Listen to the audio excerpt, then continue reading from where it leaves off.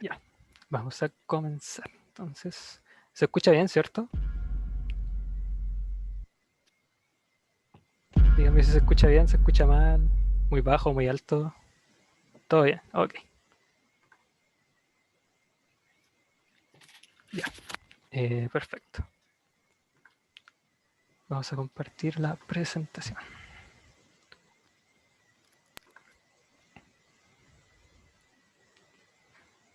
Ahí está. ¿Se ve la presentación? Hágame así con el dedito, ¿sí? Ya. Entonces,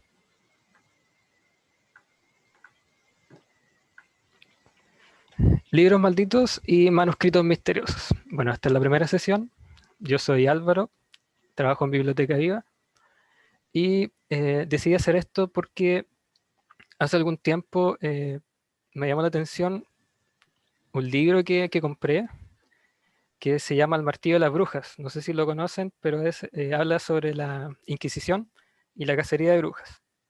Bueno, ese libro no lo incluimos en esta presentación porque ya van a ver por qué, pero va a estar en una sesión posterior. Eh, y más que nada porque hay muchos libros que han quedado en la historia de la humanidad. Se podría decir que por prejuicios o porque simplemente generaron un impacto que se ganaron este adjetivo de maldito o de misterioso. Los vamos a ir revisando de a poco para que puedan ahí generar sus propias opiniones y vamos a contar todo lo que sepamos. Yo no me considero un experto y me gustaría también que a modo de cooperación ustedes también me pudieran complementar con información si es que tuvieran, para que esto sea un poco más dinámico. Tenemos 4 sesiones, siendo esta la primera, eh, todos los viernes de octubre a la misma hora. Y en las primeras 2 sesiones vamos a ver lo que son libros y manuscritos relacionados con religión, mitología, narrativa y poesía. Y en las últimas 2 sesiones vamos a ir con los grimorios, que son textos que tienen que ver con magia, magia negra, magia blanca, demonología, rituales y entidades sobrenaturales. Eh, Voy a tratar de encontrar la fuente más original que haya porque hay muchos libros que están esparcidos, no están los originales, entonces voy a tratar de encontrar la información más fidedigna posible. Eh, Todo lo que veamos lo vamos a abordar sin prejuicios. Eh, en mi opinión, yo soy una persona bien escéptica, hay varios que me conocen acá, porque nunca me ha pasado nada, nunca he tenido alguna experiencia, pero también sé que hay gente que las ha tenido y yo no voy a ser prejuicioso con ellos ni nada. Incluso me gustaría que compartieran experiencias si es que tuvieran, o que compartieran libros que quizás no están acá. Pero a modo de presentación voy a expresar como los datos como eh, de su origen, del idioma, y ahí vamos a ir viendo cómo se da. Vamos a empezar entonces con nuestro primer libro, que es, bueno, la sección es narrativa y ya lo mencionaba Camila, es Las penas del joven Werther. También se le conoce como las cuitas del joven Werther, a veces se encuentra solo como Werther, eh, tiene muchas traducciones la palabra penas. Bueno, no lo mencioné antes, pero yo estudié traducción en, en alemán y este libro me lo hicieron leer a mí en la universidad. Eh, de primera lo encontré solo un libro normal, pero a medida que fui investigando encontré que tenía todo esto detrás que vamos a comentar ahora. Bueno, el origen es Alemania, el autor es Johann Wolfgang von Goethe y es del año 1774. Queda dentro de la categoría del romanticismo alemán. La temática es la pena de amor y el suicidio, y es un libro real. Puse esta categoría de existencia porque vamos a ver libros que no se sabe si son reales o no, si es que existieron o no, pero existen en la tradición oral, se ha pasado de boca en boca. El argumento un poquito, eh, Este libro trata de Werther, que es el protagonista, que es un artista, y durante su viaje a una ciudad que se llama Valheim, que es un pueblo ficticio, donde conoce a Lotte, que es el nombre abreviado de Charlotte. Eh, Él se enamora de ella y lo malo es que Lotte está comprometida con un hombre mayor. Esto afecta mucho a Werther, por lo que se va de la ciudad. Sin embargo, después Werther se hace amigo de ellos dos, de la pareja, y le da mucha pena que esté comprometida. eh, y luego en la otra ciudad a la que emigra, conoce a otra persona, pero se entera después por cartas de que Lotte y Albert, que es la persona con quien se comprometió Lotte, se van a casar. Entonces él regresa, sigue sufriendo demasiado, este libro es sufrimiento de principio a fin, y ya están casados. Entonces Werther no puede dejar de pensar en ella y no le corresponde su amor. Es una depresión en la que cae el protagonista tremenda. Eh, entonces Werther empieza a visitarla, pero Lotte le para los carros y le dice, no, yo estoy casada, esto no está haciendo mal y no es posible que sigamos así. Entonces, en la última visita, Werther le recita un poema y al final se besan. ¿Qué pasa después? Que Lotte se encierra y le pide que se vaya. Werther queda muy afligido y por algún motivo toma la decisión que uno de los tres tiene que morir. No sé por qué tomó esa decisión, no sé si era necesario, pero como ambas personas le caen tan bien, decide suicidarse. ¿Cómo hace esto? Se despide y le pide a Albert, que es esta persona, si le presta un par de armas para ir a cazar. Entonces Albert le pide a Lotte que le consiga esas armas para prestárselas. Lotte sabe que hay una doble intención acá, porque sabe que Werther puede suicidarse, y al final Werther lo hace con estas armas prestadas, y la hace de la forma más dramática posible a las 12 de la noche en un campanario. Eh, ¿Qué pasa con esto? Goethe dice que se inspiró en su propia vida, el autor, porque él tuvo una pena de amor cuando era joven con una chica que también se llamaba Charlotte. Se inspiró en ella. Sin embargo, el suicidio se inspiró en un amigo que él hizo, que era canciller, que fue quien se suicidó con armas, también por un amor no correspondido. Entonces, una combinación de la vida de Goethe con la vida de su amigo en la vida real. Eh, ¿Qué generó esto? Eh, puede parecer una novela normal, fue un bestseller en su tiempo, pero generó el efecto Werther, que es lo que se conoce como un suicidio colectivo. Mucha gente empezó a suicidarse porque se sentían identificados con el protagonista. Incluso generó un tipo de moda, la gente se vestía como el protagonista y terminaron suicidándose muchas personas a causa de esto. De hecho, el libro se prohibió en Alemania, también en Dinamarca y en Inglaterra. Creo que fue un problema para la sociedad en ese entonces. En Estados Unidos también ocurrió esto. ¿Por qué lo incluí acá? Porque el libro no se escribió con una intención, obviamente, de generar suicidio en masa, pero fue lo que provocó este efecto, lo que se considera dentro de esta lista. El suicidio y la imitación del humano a sentirse identificado con otro humano. Y esto pasa aún ahora, porque se han hecho estudios sobre este efecto, que cuando, por ejemplo, los medios abordan noticias sobre el suicidio, si lo abordan con una forma de generar empatía en el lector con la persona que se suicidó, aumentan los suicidios donde se propagó la noticia, que es el efecto copycat, si no me equivoco, que la gente siente empatía con otras personas y termina imitando. También pasa con los tiroteos. Cuando hubo esta serie de tiroteos en Estados Unidos, los medios abordaban estas noticias de forma equivocada y se generaba una ola de tiroteos como consecuencia. Y ahí puse una cita del libro que dice, Mauri, ¿quieres leerla tú? Por supuesto. Sí, abajo de suicidio.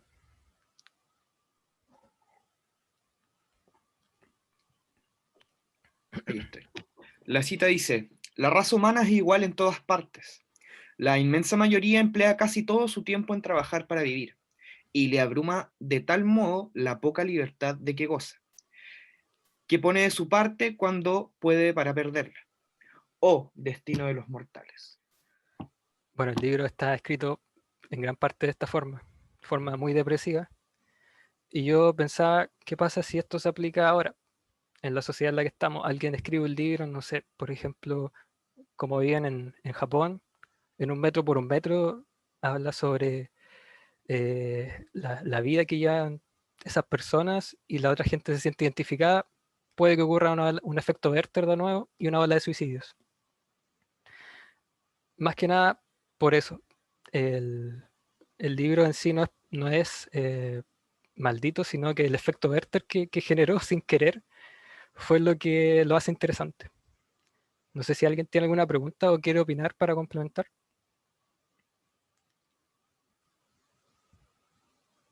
La Nico comenta en el chat, Álvaro, que no ha leído el libro, pero que imagina que la narrativa utilizada por el autor debió estar cargada de sentimientos y depresión. A mí me da Claro, la misma impresión también. claro.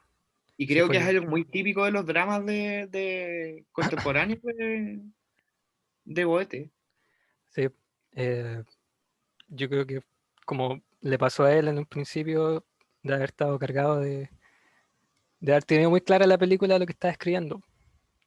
Fue lamentable lo que generó, sí, pero pasó. ¿Seguimos? Sí. Sigamos. Historia del huérfano. Este libro es más bien desconocido, eh, pero tiene su origen acá en Latinoamérica.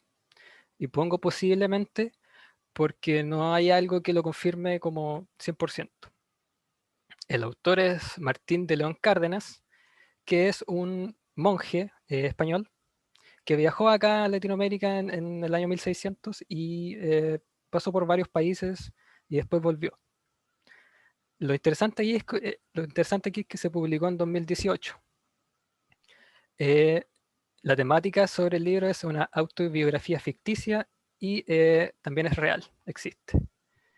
Eh, bueno, el libro básicamente trata sobre una autobiografía ficticia porque este monje escribió sus aventuras, entre comillas, cuando estuvo acá en Latinoamérica, como pasó de las Indias, lo que llamaban en ese entonces, que del Caribe, fue a Perú, eh, y lo narra en forma de novela picaresca, como él siendo el héroe también. Eh, participó en temas militares, en conquistas de tierras españolas acá.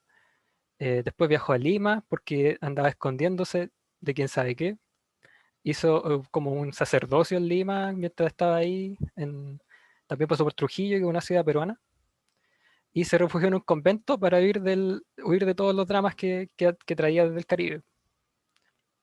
Después se fue a Bogotá, estuvo en Puerto Rico, donde presenció supuestamente al pirata Francis Drake eh, mientras invadía Puerto Rico.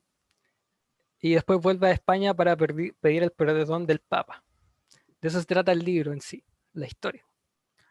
Pero ¿por qué maldito? Porque este libro se trató de publicar en muchas ocasiones, como mostraba acá. Si bien es del año 1621, se publicó en 2018. Pero la leyenda dice que cada vez que se intentó publicar el libro, la gente que intentaba publicarlo moría en circunstancias sospechosas. Algunos decían que morían en accidentes de tránsito, otros por enfermedades desconocidas. La cosa es que este libro tomó una fama negativa y quedó guardado en una estantería de la Hispanic Society que está en Nueva York, donde hay varios textos latinos, y quedó ahí con la categoría de maldito. La gente no lo quería ni revisar porque tenían miedo. Hasta que llegó yo creo que hace pocos años, una académica peruana que se llamaba Belinda Palacios. Belinda Palacios hizo su doctorado sobre este libro, le interesó y aún ante las advertencias de los colegas, decidió darle nomás. Vamos a publicarlo, dijo. Estudió, sacó toda la información y lo publicó el 2018. Entonces, como conclusión, la maldición se rompió después de 400 años porque el libro finalmente salió publicado. Y está ahí en la foto. Una edición bien bonita de la historia del huérfano. ¿Será verdad lo de los accidentes? No lo sé. Las enfermedades tampoco. Pero de que se ganó la mala fama por eso sí es verdad. Me gusta mucho cómo de repente uno, cuando hablamos de la cierta, y conociendo también lo que vas a presentar más adelante, Ujú. eh, cómo este tipo de, como de maldiciones o maldiciones que tienen los, seguidillas de eventos desafortunados que tienen los libros, se homologan tanto a hechos contemporáneos, como por ejemplo lo que pasaba con el equipo ejecutivo de la película Poltergeist, que era Ah, básicamente lo mismo que ocurre acá con con este el libro, texto. sí. Del ¿Sí? Exorcista también creo que había gente que murió después de grabarla o durante la grabación. Se genera este Claro. tipo de O, maldiciones. por ejemplo, no sé, cosas también como los famosos creepypastas, como de la cultura popular, como lo que ocurría con el sonido que traía el pueblo la banda de Pokémon, ponte tú, en una de las primeras ediciones, ¿cachai? Que según la leyenda dice, ¿cachai? Que también trajo como suicidios en masa, como lo que ocurría con Werther. Claro, Hay muchas de esas similitudes como entre lo que estamos viendo como en esta especie como, yo también soy escéptico, pero no por eso esto es menos interesante, como esta psicosis como colectiva o de tratar de como unir hilos entre las cosas que van sucediendo y darle como un sentido respecto a un objeto, ¿cachai? claro. La obra se queda como cargada de esta negatividad y De al esta mala fama. final pueden ser coincidencias o quizá hay algo que no sabemos. Y eso es lo interesante, que no tenemos cómo comprobar la veracidad de esto. Igual sería genial que quizá existieran y estas obras se carguen y no sé, pero estamos acá, en la incertidumbre total. No sé si alguien tiene una pregunta respecto a esta historia del huérfano, si lo conocían, si no, es nuevo, creen o no creen, verdad o mentira. Si alguien tiene algún comentario que hacer, puede desactivar su micrófono sin problema, Sí, no, también no pueden hay haber. problema. Y les recuerdo también por quienes se hayan unido después, que también pueden escribir a través del chat. Yo lo voy a estar revisando para poder ir generando la conversación. Ya, sigamos entonces. Vamos con un libro estéticamente bello, que es El Gran Omar. Ya entramos en la categoría de poesía. El Gran Omar tiene ahí un pavo real y se ve como bien ornamentado. Tiene su origen en Irán, el original, pero tiene un doble origen también en el Reino Unido. Ya vamos a ver por qué. El autor original es Omar Khayyam, del siglo XI. Era un poeta y astrónomo iraní. Pero el segundo origen lo hizo Edward Fitzgerald en el año 1859. ¿De qué trata este libro? Tiene poesía, filosofía y proverbios. Y también es real. Vamos a ver por qué ese doble origen. Bueno, la leyenda es la siguiente. Dice que eh, en la época medieval, en la era medieval, en los libros que eran ornamentados con joyería eran muy famosos y dignos de la más alta clase. Eh, entonces, en el año 1900, un librero quiso revivir esta moda que había en la era medieval y le encargó realizar la ornamentación con joyas a dos expertos, dos joyeros orfebres, de este libro que es El Gran Omar. Pero el Gran Omar que hizo Edward Fitzgerald, que era inglés, que es una interpretación de estos poemas originales, que son, el libro se llama Rubaiyat, que es el libro de este poeta iraní. Entonces Edward Fitzgerald hizo estas interpretaciones, lo volvió libro Y esta persona que quería el libro ornamentado lo encargó a estos dos expertos en joyería. Se demoraron 2 años y lograron el libro que se veía acá. En 1911 se terminó El Gran Omar, también llamado el Libro Maravilla, y se emplearon más de 1000 piedras preciosas, 5000 piezas de cuero, incrustaciones de marfil, de ébano y de plata, 600 hojas de oro de 22 quilates. Un libro caro, carísimo. Entonces, una vez terminado, el tipo que mandó a encargar este libro quiso llevarlo a Estados Unidos, supongo que para venderlo, para exhibirlo, no sé, para recuperar ganancia. Pero el problema es que las tasas de aduana eran demasiado caras. Entonces, ¿qué hizo? Lo subastó en Inglaterra. No le salió el negocio. En la subasta lo compraron por la mitad del precio, menos de la mitad. Y esta persona que lo compró quiso hacer lo mismo. Enviarlo a Estados Unidos, tampoco sé el motivo, para venderlo, para subastarlo, no tengo idea. Lo malo es que el barco el que lo mandó era el Titanic. Ya sabemos qué pasó. El Titanic se fue al fondo, el libro también. Se perdió el libro con muchas joyas, muy caro, muy bonito. Pero esto no quedó ahí. Luego, uno de los joyeros que hizo el libro murió ahogado en extrañas circunstancias, 2 semanas después de que se hundió el Titanic. Y uno de los sobrinos quiso replicar esto porque tenía las copias del texto incluido. Se demoró un tiempo más, lo hizo de nuevo y lo guardó en un banco.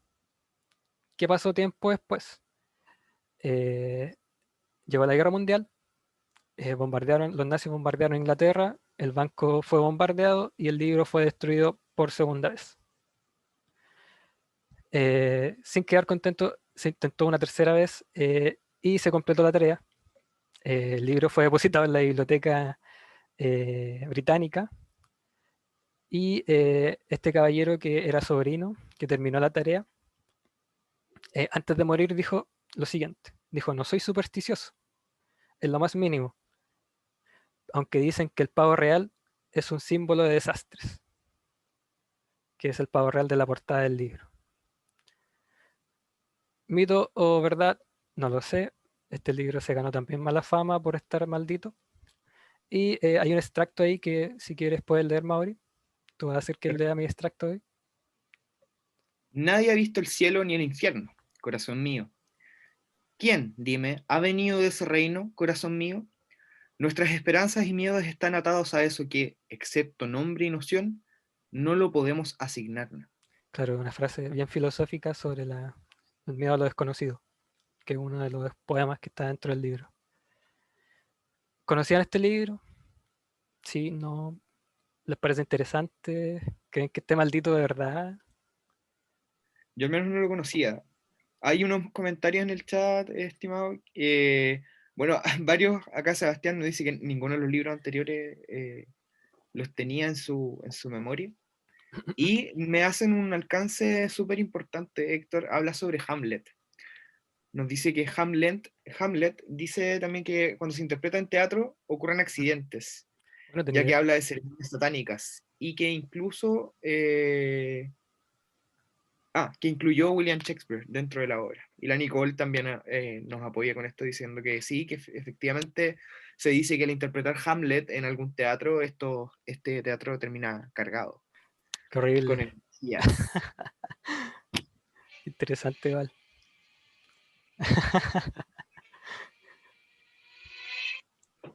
Yo te quería agregar que, bueno, o sea, los libros como este, como lo que se intentó realizar en el Gran Mar, los libros en el medievo eran los más caros, ¿no es cierto? Ujú. Era por los materiales que requerían, no solamente por la joyería que era incrustada en ellos, sino Ujú. también por los materiales que requerían para su confección. Por ejemplo, aquellos libros que tenían ilustraciones, en esa época el obtener los elementos naturales bajo los cuales ellos podían generar las coloraciones de las ilustraciones eran caros, ya sea por ejemplo utilizar el lapislázuli para generar el azul, o cierto tipo de arcilla de cierto cerro específico para generar los tonos marrones, ¿no es cierto? Lo cual hacía muy costosa la producción de un libro de este tipo. Claro, supongo que igual se veía como un símbolo de estatus, considerando que el libro siempre Por fue supuesto. la clase más alta hasta hace un siglo, yo creo. Por supuesto, por lo mismo no es un libro, no eran ese tipo de libros, no eran de fácil acceso, ¿cachai? Y se asocia mucho a la realeza, por supuesto. Sí, igual debe estar en el fondo del mar. Bueno, yo creo que las piedras solamente, el papel ya se hizo añicos. Vamos con el siguiente. Las profecías. Este ya es conocido. Tenemos aquí a las profecías de Nostradamus, quien realizó estas profecías divididas en centurias y cuartetas. Creo que son 3 libros de profecías. Em, Tiene su origen en Francia y el autor es Michel de Notre-Dame, si alguien me ayuda con el francés, que se adaptó mal su nombre al español o al inglés y quedó como Nostradamus. Pero si no me equivoco, debería de ser Michel de Nostradama o algo así. O Miguel de Nostradama. Los años son el 1555, 1557 y 1568. Poesía y profecías. Y también es un texto real. Vamos a ver qué tenemos de Nostradamus. Aquí tengo una centuria, bueno, la centuria 2 y la cuarteta 89. Y creo que hay un par de personas que saben francés que están viendo esta presentación. Si me podrían ayudar, quisiera saber si es la traducción del original que está a la izquierda. eh, es como es fiel a la traducción de la derecha. O si ellos ven que hay algo mal traducido. ¿Hay alguien que tenga algún comentario? Aunque se ve bien mal porque el texto es antiguo, está mal fotocopiado. Yo apruebo la traducción. ¿Está bien entonces? Ya. Sí, sí, no, creo que está ¿Quieres, bien. Creo que ¿quieres está. leerla en español? Ok, ya bueno. Dale. Bueno, en español dice: un día se repartirán el mundo los dos grandes maestros. Su gran poder se verá aumentado. La tierra estará en sus poderosas manos. Los días del sanguinario están contados. Ya. Si lo vemos a simple vista, parece un poema. Se llaman cuartetas porque son 4 líneas. eh, y siempre se trata de tomar las profecías de Nostradamus y meterlas a la fuerza al contexto, creo yo, personalmente. Se dice que esta cuarteta profetizó la Guerra Fría, por ejemplo.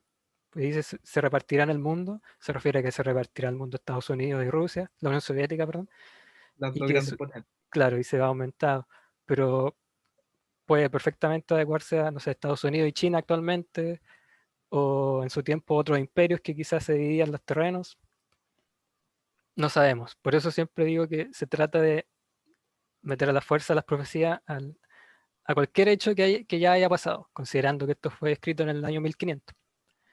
Pero ¿quién fue Nostradamus? Nostradamus fue alguien que, según estudios, basó sus profecías en libros que ya existían. Sacaba como frases y las adecuaba para hacer un tipo de profecía. Eh, Se basaba en la Biblia, por ejemplo, hay unas cuartetas que hablan sobre plagas de ranas. Se basaba en el Mirabilis Liber, que era un libro también de profecías anterior. Entonces pierde su originalidad. También profetizaba, usaba el método que se llama Branchus. Branchus era un profeta griego muy antiguo, que lo que hacía era sentarse, poner un trípode de bronce, un cuenco de bronce con agua, le echaba especias y se sentaba a mirar el cuenco de bronce. Y de ahí veía las profecías, supuestamente. Nostradamus hacía lo mismo. Se parece un poco al pensadero que tenía Dumbledore en Harry Potter. Pero yo creo que esto no es más que simple poesía, personalmente. Eh, Aunque sí, este es por lo mismo, por el tomar las profecías de Nostradamus y meterle el contexto de los hechos, se ganó fama totalmente. Incluso hay gente, y sobre todo los medios, que mezclaban en las cuartetas para adecuarla a la noticia y ganar visitas a las páginas. ¿Cachai? También en los libros. Aparte está escrito como muy literal, no es como algo que no es exacto, no es como en tal año va a pasar tal cosa. Yo lo dejaría como simple poesía. Si alguien tiene algo que agregar y quiere aportar, también me puede decir, pero es mi opinión personal. Nostradamus creo que copió muchos autores anteriores. Pero de alguna ¿Podemos hablar forma, de plagio? Pregunta Camila. yo creo que más que plagio, o sea, no porque no copiaba literalmente, sino que basaba sus ideas nomás y escribía. Claro. No olvidemos también que igual los profetas ganaban como cierta fama en la realeza y los nombraban como consejeros y cosas así. Quizás fue para ganar un poco de poder, no lo culpo, esos tiempos eran súper difíciles, pero la profecía yo creo que hasta ahí nomás. Tengo otra aquí, mira, que se asocian. ¿Quieres leerla primero? Sí, las profecías. 5 y 40 grados en la ciudad, el cielo quemará. Fuego se acerca a la gran ciudad nueva. En un instante, una gran llama dispersa saltará, cuando se querrá hacer la prueba de los normandos. Supuestamente esta cuarteta eh, profetiza las Torres Gemelas. ¿Por qué? Porque habla sobre el fuego que se acerca a la gran ciudad nueva, por ejemplo, y ciudad nueva lo tratan de adaptar como a Nueva York, o que la gran llama dispersa saltará cuando habla con el choque del avión en la torre. Y tratan de, no sé, siempre buscar por todos lados. Por ejemplo, eran cinco los terroristas sobre el avión. Entonces se trata de, y los medios ponen solo las primeras tres cuartetas. La cuarta que hace que esto no tenga mucho sentido, no la incluyen. Entonces, por eso yo digo que si no tomas la cuarteta como un todo, se pierde lo que es profecía. Por ejemplo, la de abajo, que dice el gran aullador, sin vergüenza y audaz, tramposo sin escrúpulos y egocéntrico, será elegido gobernador del ejército. La valentía de su contendiente, el puente roto, ciudad de miedo pasmada. Se le suele atribuir a Donald Trump por el gran aullador sin vergüenza y audaz, pero después se omite lo siguiente, después de gobernador del ejército, por ejemplo, o valentía de el puente roto, no tiene mucho sentido. Entonces se toman partes, se mezclan y yo pillé también la cuarteta que está arriba de las Torres Gemelas, por ejemplo, que antes de poner fuegos acerca de la gran ciudad, mencionaba que dos pájaros de acero caerán a la ciudad nueva. Y eso nunca lo escribió Nostradamus. Creo que fue inventado. La cuarteta original es la que está acá. Entonces se trata de ahí de generar una ignorancia y al final quedan nada, quedan nada. Yo creo que es muy común para la mente de las personas, para la mente humana en sí, el buscar siempre la respuesta a todo y por ello conectar las cosas, hacer Ujú, una conexión entre los hechos claro, relacionar. importantes, ¿no es cierto?, con respecto a estos textos. Entonces ahí es donde ocurre este graso error que finalmente desemboca en que solamente podemos justificar solamente una parte y la otra no tiene sentido alguno. Claro. ¿Cachai? Y eso también ha ido alimentando, ¿no es cierto?, el misterio en torno a las centurias de Nostradamus y a los Ujú, múltiples estudios que se han hecho a través de la historia respecto a su obra. claro. Ahora, ¿será que la mitad de las cosas han ocurrido y la otra mitad aún no? Tampoco lo sabemos. Claro. Pero en fin, puse las profecías porque son famosas. Claro, le menciona Nostradamus y dice, ah, claro, el tipo que hace profecía. La Bueno, veracidad la- lo el- pongo en duda. es la gran característica por la cual ya no nos Nostradamus, de hecho. Claro. Sigamos Acá con... hacen algunos comentario comentarios interesantes. que Bueno, mencionan. antes estaban hablando de William Shakespeare, también mencionan las obras de Macbeth, que también está maldita. Shakespeare está Eh, cargadísimo. sí. Por otra parte, nos comentan que la historia es cíclica y por eso los acontecimientos del pasado pueden verse reflejados y hacen la conexión con lo actual. Claro, también. Son Muy, importantes, po. Como esas personas que citan la Biblia, por ejemplo, dice que se aproximan tiempos de guerra y la humanidad ha estado siempre en guerra. Entonces, como... Y las guerras mundiales fueron, creo que el peor punto de la humanidad y es como ahora no estamos tan mal respecto a ese tiempo, ¿cachai? Entonces como no creo mucho. Podrían Sí, ser varios gobernantes por la pura primera frase, nos dice Mila. Y por claro. otra parte nos dicen que hay muchos memes que predicen el futuro con frases de Nostradamus, que no dijo él. Sí, abundan las Bueno, fake yo creo news. que, yo creo que va a ser infaltable que hablemos de los Simpsons también, ¿no? Oh, sí, tienes razón.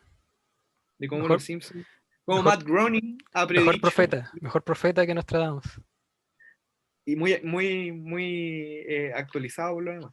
Claro. Sigamos con poesía. Y ahora se viene algo eh, más o menos cargado. El infierno de Tomino. Tengo Bueno, que decir que no me gusta esta parte, lo diré. el infierno de Tomino es japonés. Bueno, los japoneses son conocidos por tener un terror bien psicológico, diferente al occidental, que se basa en el susto como por el screamer, por el grito, así como. Pero el terror japonés se basa en quedarse en la mente y que no vayas a dormir. El autor es Yomata Inuhiso. Este poema es del año 1919 y también es real. Eh, Esto partió como un creepypasta. Un creepypasta son leyendas urbanas que pasan como en los foros de internet y se van pasando y se van haciendo populares mediante internet.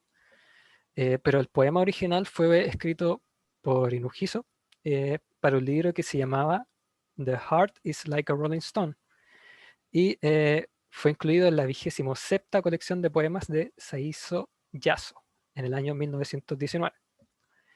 Eh, lo interesante de este poema es que se dice que si tú lo lees en voz alta, van a pasar cosas terribles. Viene la muerte que lo lee en voz alta. No sé si será verdad o mentira, pero mucha gente hizo la prueba en estos foros de internet. Algunos decían que no pasaba nada, pero lo que causó curiosidad es que muchos de los que hicieron la prueba nunca volvieron a dar su testimonio. Entonces se inmortalizó este poema. Y el poema iba acompañado de esta imagen también. Entonces la leyenda es básicamente esa. Si tú lees esto en voz alta, viene la muerte. Y aquí yo lo hablo de un tema del punto de vista de traducción. No sé si tú lo lees en voz alta en japonés o en tu idioma, va a pasar. Yo no sé japonés, pero aquí tengo la mitad del poema y quiero ver si alguien quiere leerlo. ¿Y en ¿Tenemos voz algún, alta, en serio? ¿tenemos algún voluntario, no?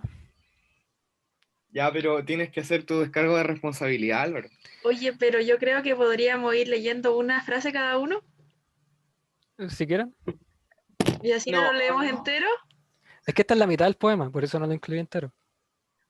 mira, por acá dicen que están encendiendo inciensos por si acaso. ¿Alguien se Yo atreve? creo que todos lo pueden leer en voz baja, pero ¿para qué vaya a decir que alguien Es lo que lea si en tú lo voz alta? lees en la mente no hay drama, pero el tema es leerlo en voz alta y supuestamente ahí queda la escoba. Tomen mi idea de una línea cada uno.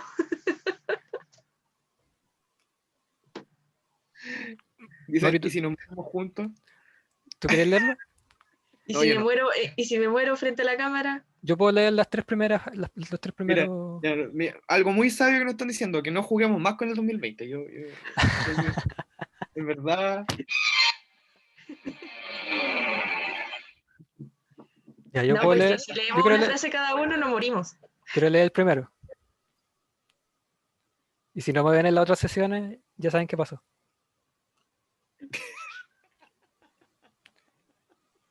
Ya. De Y a aquí, tres, pues, de a tres líneas. ya yo leo las tres primero. Ya. El infierno de Tomino. Su hermana mayor vomitó sangre. Su hermana menor vomitó fuego. Y el lindo Tomino vomitó esquirlas de vidrio. Tomino cayó al infierno solo. El infierno está envuelto en oscuridad, e incluso las flores no crecen. Dale, Correa. Que alguien lea. Ah, ya. ¿Es la persona con el látigo la hermana mayor de Tomino? Me pregunto de quién será ese látigo. ¿Eso quiere decir, anulamos el poder del fuego? O bien a los tres nos pasa algo o se anuló. Pero eso es lo interesante, el mito urbano que está detrás de este poema, el leerlo en voz alta. Ojo, que el mito urbano también cuenta de que no es necesariamente que le pasa que leyó, sino que muchas de las personas que comunicaron algo a través de los foros era como que algún familiar o algo eh, podía padecer algún accidente o enfermedad. Claro, en el círculo cercano. Pero eso es lo interesante, leerlo en voz alta y atenerse a las consecuencias, o quizás no pase nada, no sabemos. Por eso puse en la mitad, no quise involucrarme más aún, yo tengo un respeto por esto. Eh, Ah, o sea, esto es la mitad del poema. Esta es la mitad del poema, sí, Ah, ya. sí.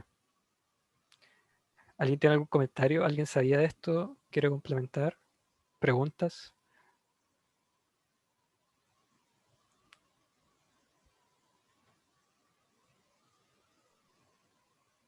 ¿Nada? No sabía de esto, la verdad es que no sé nada de la cultura japonesa. Oye, yo lo único que te puedo acotar, quizás sobre la ilustración de Tomino, es que, bueno, el terror japonés también se basa mucho en los yokai, que es como los espíritus elementales que ellos tienen, o el gran como compendio de bestias espirituales que existen en su cultura. Hay una específica que efectivamente es la imagen de una mujer, la cual tiene un cuello larguísimo. Claro. Sí, es bien perturbadora la imagen. Y Sí, a mí creo me que gusta. la original es como se muestra el cuerpo entero, pero la cara es llamativa. Sigamos con el siguiente. Aquí pasamos a... Puse botánica entre signo de pregunta, porque no se sabe, se infiere. Tenemos el manuscrito Voynich, que es uno de los más famosos que incluye en esta lista, porque ha sido sujeto de muchos estudios. El origen, incierto. Se presume que Italia, pero no se sabe a ciencia cierta. El autor también es desconocido. El año entre el 1404 y el 1438. La temática es posiblemente botánica, astrología y farmacéutica, y la existencia es real. Este libro está guardado en la Universidad de Yale. Tienen una sección de libros como eh, como manuscritos sin desconocido, y también tienen una biblioteca bien grande y ese está ahí. ¿Por qué Voynich? Porque en el año 1900 y algo, la persona que lo adquirió era de apellido Voynich, y ahí fue donde se empezó a darle más importancia. El contenido y el idioma son desconocidos, pero se puede inferir por las ilustraciones que son muchas plantas que tiene que ver con botánica. Pero lo interesante es que estas plantas no son plantas que se encuentran en la Tierra. Mucha gente dice, por eso puse teoría extraterrestre ahí, que mucha gente piensa que son plantas extraterrestres y que esto es un libro que viene de otro mundo. Pero seguimos en la incertidumbre. Eh, Tiene un idioma que tampoco es incomprensible. De hecho, se trató de descifrar por muchos años este tema de los criptógrafos de la Guerra Mundial, que trataron de estudiarlo aplicando sus métodos y no encontraron un significado en el texto. Entonces este libro es pura suposición. Eh, pero se hace hincapié en algo que es importante, que es la ley de ZIPF, ZIPF, que es esta ley que cuando se examina una lengua, la primera palabra de esa lengua, la palabra más frecuente, está el doble de veces que la segunda palabra más frecuente y el triple de veces que la tercera palabra más frecuente. Entonces, este libro no cumple con esa ley, eh, por lo tanto se infiere que son símbolos, o que la persona que lo escribió se basó en un alfabeto que creó él mismo o ella misma. El contenido también tiene temas de herbario, porque muestran plantas, a veces dos plantas, una planta. También tiene ilustraciones de astronomía. Aquí tengo unas páginas que saqué del original, que lo pueden encontrar en internet. La primera foto se ve como un círculo y unas mujeres, y también se ven, creo que son signos zodiacales. no estoy muy seguro. Entonces tiene temas de astrología, tiene hierbas, plantas, temas biológicos, cosmología también, farmacéutica y recetas. ¿Por qué recetas? Porque en la parte final del libro se ven como ciertos símbolos que hacen como de viñeta. Entonces se infiere que son instrucciones. Pero el contenido grueso del libro es desconocido, no se sabe. Hace poco creo que hubo una investigación de inteligencia artificial que trató de descifrarlo, pero no se concluyó que lo más probable es que sea un intento de estafa para alguien que era fanático de los libros en ese tiempo, para que lo comprara por harta plata, vendido como por mira, tengo un manuscrito que nadie sabe de dónde vino, que era muy común en ese entonces también, el tema de vender esto. Y Igual, sí, igual es increíble como que alguien quiera, no sé, escribir todo un libro para hacer una estafa, pero sí, sí. efectivamente algo que ocurre, pero es como, yo me pregunto, ¿lo haría? Quizá, no sé, El año, dibujarlo, claro, ¿cachai? Como y todo. el año de origen se sabe porque se le hicieron pruebas de carbono 14 al libro y también se descubrió que la tinta se aplicó poco después de esto. Entonces los años están más o menos bien. Y la procedencia que se supone que es Italia es por las ilustraciones que tiene de algunas como ciudades y murallas que en ese tiempo solo se encontraban en esa región. Entonces de ahí se sacan estos datos que no son concluyentes, pero aportan un poco. Yo creo que alguien aquí debe conocer este libro, es uno de los más famosos del tema de la criptografía y de los manuales como misteriosos. ¿Alguien tiene alguna pregunta o quiere aportar? Por ahí la Nico nos decía que con el tema extraterrestre era tema para todo un club aparte, Oh, sí, porque hay mucha evidencia en las civilizaciones antiguas. Creo que es lo más, quizás es lo más como lógico a pensar, o sea, no sé si lógico, pero como lo que lo primero se nos viene a la mente, ¿cachai? Con este tipo de textos. sí, yo lo encuentro muy, muy interesante. Me gustaría verlo alguna vez. Tú qué has leído el Cosmo Teoros? Es el Me... de... Sí, sí. Sí, es Tiene que, parecidas, pero son menos.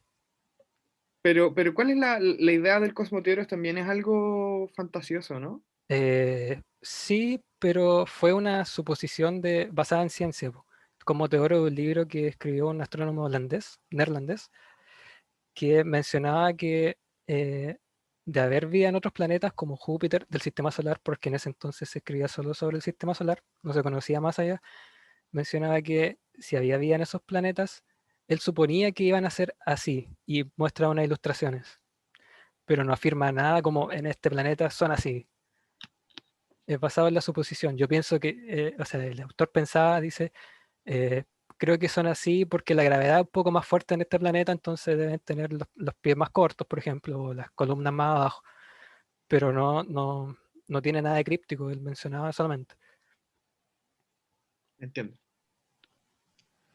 Con No, lo de, ujú, con lo de que este libro estaba en la Universidad de Yale, de ahí Yale, está sí, ahora, ¿cierto? sí, Me acordé de algo no relacionado con el libro, que existen 4 libros de derecho de la ujú. carrera de leyes, ¿cierto? Envueltos en piel humana y están conservados en la Universidad de Harvard. Y el contexto es como, ¿no lo sabes? No, no sé el contexto, la verdad. Solo que están Solo, hechos de bien. y no se sabe el contexto, solo se comprobó que estaban, porque hay hartos ahí en Harvard que están envueltos en piel de animal, lo Ujú, típico, ujú. pero se comprobó que hay 4 que son de piel humana y no, no sé el contexto. Qué horrible. Sí. Oye, a mí Gracias. igual el libro me ¿Cuál? recordó una enciclopedia imaginaria que se llama, tuve que buscar el nombre, el Codex Serafinianus. Sí, también se Que es menciona una- cuando estuve leyendo sobre esto. sí, Que es como, pero esto tiene, está claro el origen y fue un artista italiano y que es como una enciclopedia imaginaria y está escrita como en un idioma también ficticio. Tiene Quizás unas ilustraciones quizás bien loquillas. parecido, quizás se hacía por el tema del arte. Mm, Quizás fue una obra de arte más que un... Quizás fue la copia de sí. un libro que ya existía y quisieron hacerlo misterioso. Porque las ilustraciones son súper bien bonitas y están hechas a mano, obviamente. Están pintadas y todo. Y abundan los colores también. Hoy Vamos quiero con... agregar a lo Ajá. que dice la Mila, porque acá busqué la información. Que se había comprobado que uno de los libros de la Universidad de Harvard efectivamente estaba encuadernado en piel humana. Eh, Acá nos comentan, y los expertos de Harvard dijeron esta semana que confirmaron que un libro del siglo XIX estaba empastado con piel humana. Ahora, los científicos hablan un poco de que, si bien suena bastante tétrico, es una práctica bastante antigua, porque el encuadernar libros con piel de otra persona podía parecer a lo mejor tétrico, pero en realidad hubo un momento en que no fue tan inusual y criticado, y que se denominaba bibliopegia antropodérmica. La encuadernación de libros con piel humana se ha dado al menos desde el siglo XVI. Las confesiones de los criminales eran ocasionalmente encuadernados con la piel del convicto, o una posible petición individual para ser recordado por la familia o amantes en forma de libro. Como un souvenir. Sí, es muy... suena bastante... Es que el concepto de piel muerta ya da asco, po. Sí, Sí. sí, la verdad. No es como lo Como mismo que raro. las cenizas de tu pariente. Es menos tétrico que la piel. Mira, acá comentan algo interesante, que están pensando también a lo mejor en algún aspecto psiquiátrico también del autor, Onda. hablando del manuscrito Voynich. ¿Se refiere al manuscrito Voynich o al de la piel humana? Yo creo que al manuscrito Voynich. Igual era bien artista el autor, porque mira, en la primera imagen hay un círculo casi perfecto, Sí, sí, en cuanto al manuscrito. Porque bien según detallado. yo, eh, o sea, viendo o habiendo visto a lo mejor como obras o escritos de personas que sufren algún tipo de problema Ujú. de disociación, brote psicótico o, por ejemplo, esquizofrenia, no Ujú. siguen patrones tan Está como ordenado, dices tú. exactos, Sí, ¿cachai? dividir el Como que libro en acá cuatro está pensado en partes. orden, ¿cachai? Claro, Sí, igual. como que salen de un esquema totalmente común. Mm. Y acá dice, es como cuando le sacaban fotos a los muertos en sus velorios. Ah, esto es un Ah, comentario sí. respecto a la... Claro, que igual estético, claro, pues son costumbres antiguas, bastante Cuestionables. cuestionables. Hoy en día, claro, Hoy en nosotros día se... lo más común es que o nos sepulten o nos cremen, pero es algo bastante tétrico, la Claro, verdad. y pasa en toda la sociedad. Quizá en el futuro a nosotros nos van a cuestionar por algo que hacíamos. Claro. Vamos con este códex, también similar al Voynich, pero más desconocido. Em, el origen es, bueno, se llama Codex Rojonzi por el tema de la ciudad donde está, que queda en Hungría, quedaba antes en Hungría, que se llamaba Rojonz, y después pasó a ser parte de Austria, que ahora se llama Regnitz, la ciudad. Por eso de ahí viene el nombre Codex Rojonzi, Codex el código o códice, el nombre de la ciudad. Puse entre preguntas sociedad porque tampoco se sabe eh, realmente de qué trata. Origen incierto, autor desconocido. Siglo XVIII tampoco se sabe. Y la temática posiblemente religión y sociedad por las ilustraciones y las pistas que dan las ilustraciones. Y también es un libro real. Eh, este libro es... eh, mira, ahí se puede ver una ilustración como de Jesús crucificado eh, y unos símbolos bien raros. Tiene aproximadamente 400 páginas de este códex y también se trató de descifrar qué decía. Muchos estudios, eh, pero siempre la conclusión era de que se trataba posiblemente de alguien que hizo el libro para estafar a alguien más. Hay traducciones de varios idiomas, por ejemplo, hay una que decía que que era del idioma sumerio y avanzó hacia el idioma húngaro la traducción y que tiene temáticas religiosas, habla de cultos litúrgicos, pero del contenido no puedo decir mucho porque obviamente no se ha descifrado. Hay gente que lo tomaba, lo ponía en un espejo, trataba de invertir las letras, trataba de leer de derecha a izquierda a derecha, arriba a abajo, abajo a arriba, sin obtener mayores resultados porque la escritura es desconocida. Hay unos que pensaban que era de hindú y no se llegó a mayor conclusión. Eso sí, está cargado de simbología religiosa sobre todo. Tiene esvásticas, tiene cruces, tiene fotos de murallas, de ejércitos, pero seguirá siendo un misterio. No se sabe a ciencia cierta de qué trata. Y las imágenes que pude encontrar están en muy mala calidad, muy pequeñas, y está actualmente en un museo. Y las imágenes, si pueden ver ahí, son símbolos, blanco y negro. Se puede inferir que es religioso, obviamente, es una crucifixión. Acá hay como un templo, una misa.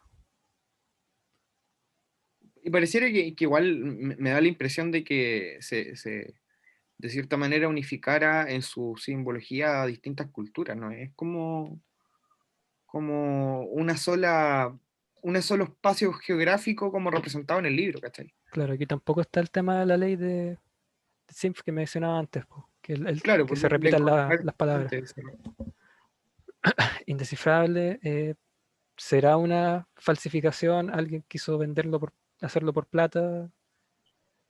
¿Tendrá otro origen, un idioma quizá que desconocemos? No sabemos.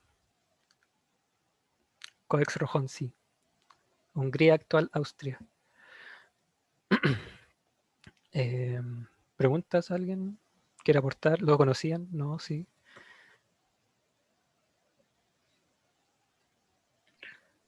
Hablábamos antes un poco, Álvaro, de que había una solución propuesta para el Codex Rojón, ¿sí, cierto? No recuerdo. ¿A cuál te refieres? Sí, ahí tengo acá un link que les voy a compartir. Ah, pero Que, era de una traducción que había. sí, Sí. claro. Como hay una propuesta como respecto a eso. Les voy a dejar igual el link en el chat para que lo puedan visitar. Si lo quieren. La que habla como del antiguo alfabeto húngaro, ¿no? Exacto. Sí, que hizo una persona. Vamos con el siguiente. Este es bastante curioso, sobre todo por cómo se encontró.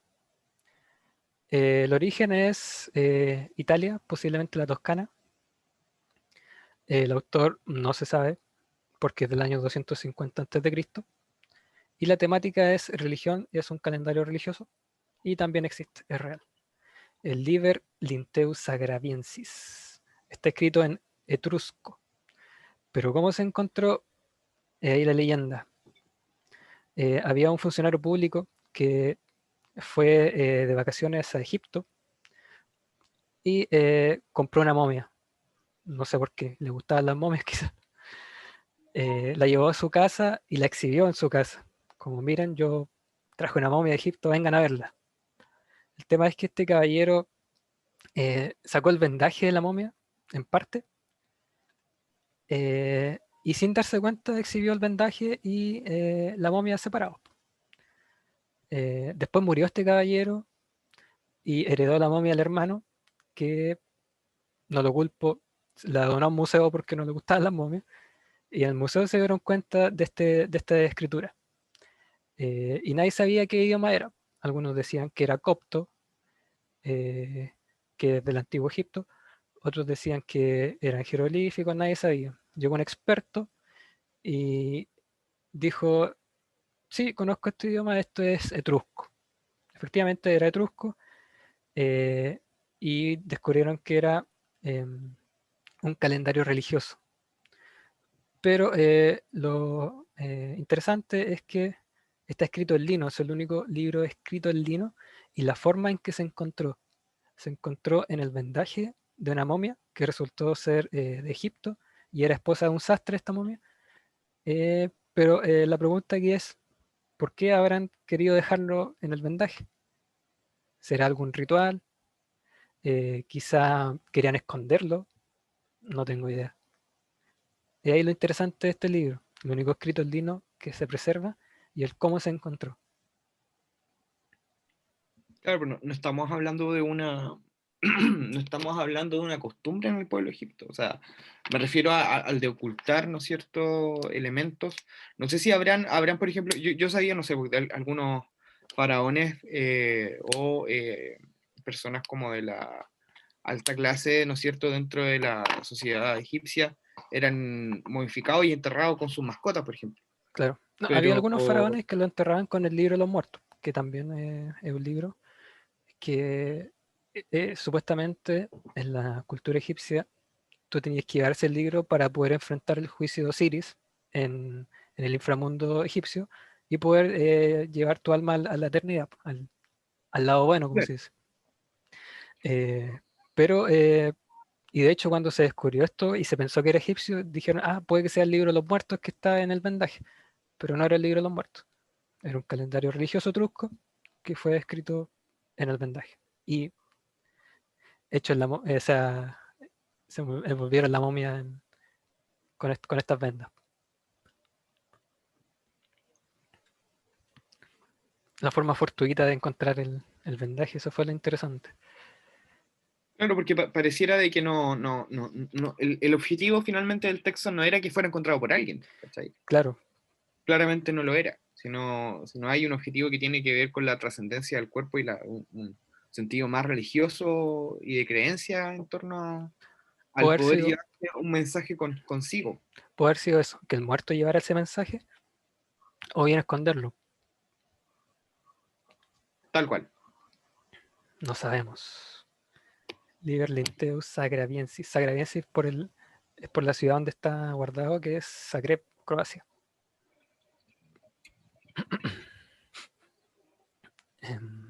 Vamos con el. Estamos llegando a la parte final ya, estos son los últimos. Los manuscritos del Mar Muerto, que es el origen de los textos apócrifos de la Biblia. Los textos apócrifos son aquellos textos bíblicos que no se incluyeron en la Biblia original porque en el concilio que se hizo o sea, encerrado en 4 paredes, se decidió que no se iban a incluir. Motivos, yo creo que afectaban a la visión del cristianismo en sí. Estos textos se encontraron en Israel, en Qumran se llama la ciudad. Se encontraron en cuevas, dentro de cuevas, estaban escondidos en vasijas y datan del año 250 a.C. al 66 después de Cristo. Autores desconocidos, son de temática religiosa porque incluyen casi toda la Biblia del Antiguo Testamento y otros textos que no están incluidos en la Biblia y son reales. Por ejemplo, el libro de Enoch, que no fue incluido en la Biblia, fue descubierto en una de estas cuevas y lo interesante es que son 972 manuscritos los que se encontraron. No son pocos, son muchos. Eh, y lo peor, que una vez que lo encontraban, ya sea expertos o lo encontraron gente, no sé, pues, hace muchos cientos de años atrás, saqueaban las cuevas y sacaban estos textos, se perdían. O bien durante el siglo XX saqueaban cuevas, sacaban los pergaminos y los partían para poder venderlo por más plata. Los vendían por parte. Entonces ahí se perdió bastante contenido. Aquí incluía un capítulo del libro de Enoch, que ya mencionaba no fue incluido en la Biblia, y por el contenido yo creo. Si quieres puedes leer un poco Por el supuesto. versículo 2 del capítulo 6 del libro de Enoch. Claro, capítulo 6, versículo 2. Ah, ya, El perfecto, primero, vamos sí, con el. Perfecto. sí. Y los vigilantes, hijos del cielo, las vieron y las desearon. Y se dijeron unos a otros, vayamos y escojamos mujeres de entre las hijas de los hombres y engendremos hijos. Ya. ¿Puedes leer el siguiente igual? Ya. Todos tomaron para sí mujeres, y cada uno escogió entre todas, y comenzaron a entrar en ellas y a contaminarse con ellas, a enseñarles la brujería, la magia y el corte de raíces, y a enseñarles sobre las plantas. No, eso es dos Es de el parte 2. versículo, sí. Ya, perfecto. Versículo 2. Quedaron embarazadas de ellos y parieron gigantes de unos 3000 codos de altura que nacieron sobre la tierra y conforme a su niñez crecieron. 3. Y devoraban a los trabajos de todos los hijos de los hombres hasta que los humanos ya no lograban abastecerles. Entonces los gigantes se volvieron contra los humanos para matarlos y devorarlos. Gracias. Sí, el libro de Enoch habla sobre esto, esta gente, gigantes, que venían del cielo. ¿Los Yo creo- Nephilim? no sé, puede que sí, puede que no. Pero yo creo que no se incluyó por lo mismo. No hablaba algo como que dejara bien parado el cristianismo, si no la gente se iba a empezar a cuestionar de lo que está escrito. Pero lo importante aquí es que estos textos existen y tienen tanta o igual veracidad como los que están en la Biblia, porque no se sabe la autoría. Se infieren, pero no se sabe. Yo igual he oído hablar de varios, por ejemplo, evangelios, Hace, supuestamente que existen, pero que no se incluyeron en la Biblia. de hecho, aquí Manuscritos. tengo un librito que habla sobre, tiene varios, pues. Habla sobre es un compendio de los evangelios que se encontraron ahí. Habla sobre a Jesús como ser humano, este vacío que existe entre la niñez de Jesús y cuando ya era grande, que no está escrito en la Biblia, se explica en esos evangelios. Y Jesús era un niño terrible, como se escribían estos pergaminos. Supuestamente, si un niño chocaba con él por accidente, Jesús lo mataba. De hecho, eso está escrito en un evangelio y me llamó mucho la atención porque se ve como una persona que usaba su magia para matar y era un adolescente. Entonces, ¿cómo queda ahí para este Jesús que lo ven como una divinidad, como un hombre bueno en todo su esplendor? De más, y ahí queda como el chorizo de la villa, Claro, con entonces, poderes encima. sí, no, entra ahí a afectar toda la base del cristianismo, que fue lo que forjó la sociedad como la conocemos. Po. Bueno, Igual podemos asumir creo que que estos versículos que leyeron, aparte de dejar súper mal el cristianismo, eh, le quitan relevancia y la característica tan especial que tiene Jesús de ser hijo de una divinidad con una mujer humana. Porque si aquí tenemos que bajó gente del cielo, hombres, típico, y se metieron con mujeres, ¿qué tiene de especial Jesús?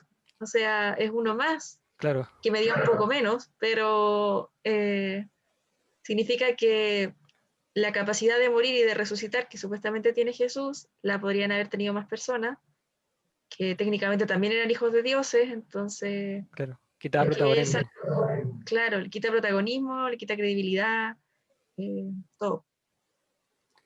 es verdad. Y bueno, como conectando un poco este tema de los manuscritos del Mar Muerto, que son muchos, 900, también deriva el último libro que vamos a ver hoy, que es el Códice Akhmim. Este, sin embargo, no fue descubierto en Israel, sino que en Egipto. Y también tiene textos apócrifos, el autor desconocido y del siglo V después de Cristo. O sea, se escribió después. Y también habla de religión y es real. Y este tiene los evangelios de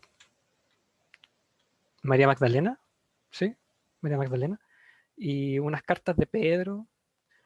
Pero el que más llama la atención es María Magdalena, obviamente. Que, ¿cómo la vamos a poner en la Biblia si es mujer? ¿Cierto? ¿Cómo una mujer va a escribir un evangelio? Si no se puede. Si alguien quiere leerlo, puse un fragmento del evangelio. Evangelio de María Magdalena, fragmento. Entonces Mariam se levantó, Ahí sí, los Mariam saludó a es todos. como se describe a María Magdalena en el evangelio. ¿Ya? Claro. Entonces Mariam se levantó, los saludó a todos y dijo a sus hermanos: No lloréis y no os entristezcáis. No vaciléis más, pues su gracia descenderá sobre todos vosotros y os protegerá. Antes bien, alabemos su grandeza, pues nos ha preparado y nos ha hecho hombres. Dicho esto, Mariam convirtió sus corazones al bien y comenzaron a comentar las palabras del Salvador. Pedro dijo: Mariam, hermana, nosotros sabemos que el Salvador te apreciaba más que a las demás mujeres. Danos cuenta de las palabras del Salvador que recuerdes, que tú conoces y nosotros no, que nosotros no hemos escuchado.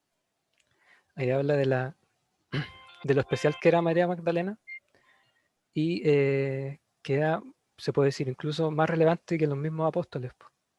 Y eso obviamente no iba a ser incluido en la Biblia.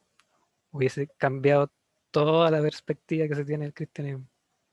No se pueden incluir mujeres Eso es lo que te iba a relegadas decir, a como segundo cualquier cosa plano. que, porque finalmente estamos hablando de que, y como lo mencionaba Sebastián Correa, era que muchos de los textos que hoy en día abarcan como el texto, la matriz, ¿no es cierto?, de varias de las religiones, Ujú. finalmente eso es un compilado que se decide bajo cuatro paredes, ¿cachai? Sí, po. Entonces, en medio de cuatro paredes. Entonces, cualquier cosa que tenga una mediación humana, para mí significa dudar un poco de ella. Claro, al final la Biblia fue así. Fue una selección que le convenía a los que la seleccionaron nomás. Y yo no quiero como generar como una preferencia sobre los apócrifos ni nada, pero sé que tienen la misma relevancia que cualquier otro libro incluido en la Biblia, porque no se sabe la autoría. Cualquier libro en la Biblia pudo haber estado a la misma altura que estos apócrifos. Y no porque No hay una diferencia como circunstancial como para mirar en menos el apócrifo. en su origen, claro, en su origen. Entonces estos son los que quedaron fuera nomás, por decisión de los que hicieron la Biblia. Y lo interesante es que mucha gente le atribuye la escritura de la Biblia como a intervención divina. Eh, si ustedes creen eso, está bien. Yo tengo mis dudas, eh, porque hay muchos libros que se perdieron en la historia. La Biblia es una traducción que ha pasado de traducción en traducción en traducción. Se ha perdido el sentido, hay muchas inconsistencias, hay contradicciones. Y pasa lo mismo que con Nostradamus al final. Sacan las frases y las adoptan al contexto actual. Bueno, creo que es uno de los textos más estudiados, creo yo. ¿Cachai? Ujú. Sobre todo porque aparte de hablarnos como, en parte de hablarnos como desde un punto de relatarnos la historia, ¿no es cierto?, del Mesías, o también el relatar ciertos hechos como, entre comillas, históricos, también juega, aparte en ciertos capítulos, como a profetizar, ¿no es cierto?, la venida de Cristo, o en los capítulos del Apocalipsis, por ejemplo, ¿cachai? Juega como no solamente a contar lo que pasó, ¿cachai? Como pasado, presente, sino también el futuro, ¿cachai? Ujú. Esa era la presentación de hoy. Vimos muchos libros. ¿Cuántos tuvimos? Una hora y un poquito más. ¿Alguien tiene preguntas, dudas? ¿Quiere complementar? ¿Quiere aportar?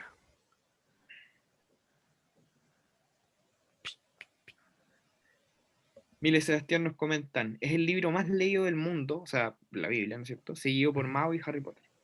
Y aparte que es el libro más traducido del mundo, solamente seguido por El Principito. Mira tú. Yo pensé incluir la Biblia como texto maldito, como un apartado solo, pero más que por el contenido, por las muertes que ha tenido como consecuencia. Mucha gente ha muerto en nombre de la religión y la Biblia es como, yo te mato porque aquí dice que tú vas en contra de esto. Pero los tiempos han Ah, cambiado, creo.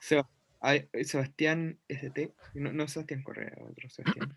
La Biblia debe ser el libro más difundido, dice. Yo trabajo en barcos y en algunos puertos de Estados Unidos suben los evangélicos a bordo. Sí, es impresionante la difusión que tiene la Biblia. Y la difusión, o sea, la mala interpretación que hacen de ella a conveniencia personal. Se aprovechan de la ignorancia de la gente y se lucra con todo. Yo creo que si Jesús como existió en este papel que se le da, hubiese sabido que esto se iba a volver así, como yo creo que se hubiese, no sé, debe estar como sufriendo más de lo que sufrió en ese momento. Cómo se desvirtuó Que todo. según tengo entendido, que empezó con la labor como de difundir el cristianismo fue Pedro, después de la muerte Claro, de Jesús, el primer papa. durante el Imperio Romano. Sí, Y el texto de la Biblia es súper curioso porque igual el Antiguo Testamento recopila varios textos que son de origen hebreo incluso. sí, pues, del Pentateuco judío. Ujú. Y bueno, yo leí la Biblia hace un par de años entera y hay mucha, no sé, como que se nota mucha diferencia entre el antiguo y el nuevo. Yo podría inferir también que se trataría hasta de distintos dioses, como el dios del antiguo es muy sádico, no perdona, y el dios del antiguo, o sea, del Nuevo Testamento es un amor. Entonces, en ese paso quedé como, me estás presentando a dos deidades distintas acá. ¿Qué pasó con el dios antiguo y el dios nuevo? ¿Serán lo mismo? No sé. Sí, es verdad, hay una diferencia ahí en el comportamiento de la deidad, en el fondo, como genera como ciertas inconsistencias. Aún así, creo que igual, por ejemplo, la labor de poder leerte la Biblia completa, igual para tener una visión como y una opinión formada respecto a ello, no deja de ser, ¿cachai? Y sobre todo, yo en lo personal, también respetando todas las posiciones y religiones y posturas que existan, creo que hay que mirarlo primeramente con esa altura de mira yo incluso mirarlo como un texto quizá, no sé si histórico, ¿cachai? Pero algo se está relatando en ello, ¿cachai? Ahora, como tú dices, Álvaro, hay unas múltiples interpretaciones que ha hecho la gente respecto a los versículos, los cuales son tomados en el contexto en el cual se leen, ¿cachai? Ujú. Y no necesariamente como un lector que lo hace por informarse, sino como buscando una respuesta y llenar algo, ¿cachai? Contestar algo. Sí. Pero acá último nos menciona Sebastián que es heavy lo arbitrario que es la articulación y cómo hay personas que hasta el día de hoy viven en base a ella. La Nicole nos dice, algunas de las sectas que se han creado en el mundo se Ujú. basan en las miles de interpretaciones a la Biblia. Eso Sí, también sí. es... Prácticamente Y, basó la sociedad contemporánea, basado en exacto. un libro. Pablo, o sea, Héctor dice, Pablo a las naciones del Mediterráneo y Pedro a los judíos. Esos fueron los objetivos. Y mira, dice, si tuviéramos que presentar nuestra civilización humana a otros planetas, la Biblia no podría faltar. Ningún otro libro ha influenciado más nuestra forma de pensar, actuar, castigar y condenar. Sí, sí. Muy cierto. Qué interesante sería eso. Eso, se nos acaba el contenido. Bueno, amigos, amigas, con esto finalizamos la primera sesión de Sí. los textos malditos, no, libros malditos y textos misteriosos. Así que los esperamos nuevamente entonces el próximo viernes a la misma hora, a las 8. Claro. Ahí ¿Ya? vamos a seguir con el tema de religión. Se viene el martillo de las brujas de la Inquisición, que lo tengo acá. Se viene también la Biblia satánica, y otros libros de religión. Y en las otras sesiones vamos a entrar de lleno a lo que es ocultismo, demonología, rituales. Así que para que asistan. Y muchas gracias por venir hoy. Muchísimas gracias a todos por asistir. Pues, por si tienen gente a lo mejor que les interesa también, pueden invitarlos a que se inscriban para que participen, ¿no es cierto? Esto, como vamos a pasar distintos textos, no hay necesidad de que no hayan asistido a la primera, por ejemplo, para poder participar de la segunda o incluso en la tercera o cuarta sesión. Así que les damos las gracias y nos despedimos. Nos vemos la próxima semana. Chao, Chao. Chao. chao, chao. Chao a todos. ¿Qué hay detrás? Ay, no, no. Sabía que me iban a hacer esto. Vienen por ti los demonios japoneses. No. Yo no leí ese poema, no lo leí.